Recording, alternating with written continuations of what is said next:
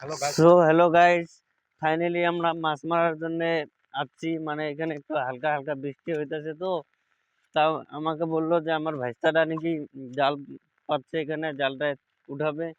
তা ফাইনালি আমরা জালটা দেখবো। এখানে হালকা হালকা বৃষ্টি হইতেছে, বড় হইতে চাষা এখানে আবার বোয়াল মাছ মারার জন্য এখানে এসেছে।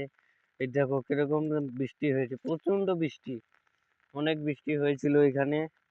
তা ফাইনালি আমরা এই যে জালটা এসে গেছে, তো আমি দেখলাম হয়তো আমার ভাইস্তা এসে গেছে। কিরে ভাইস্তা, কতগুলা মাছ?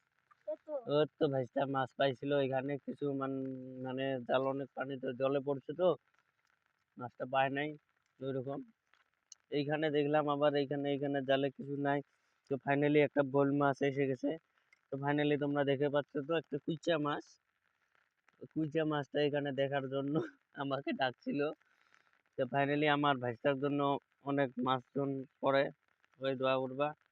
এইখানে এই দেখো কুইচাটা পড়ে গেছে, মানে এখানে এটা সাপ, তোড়া সাপ।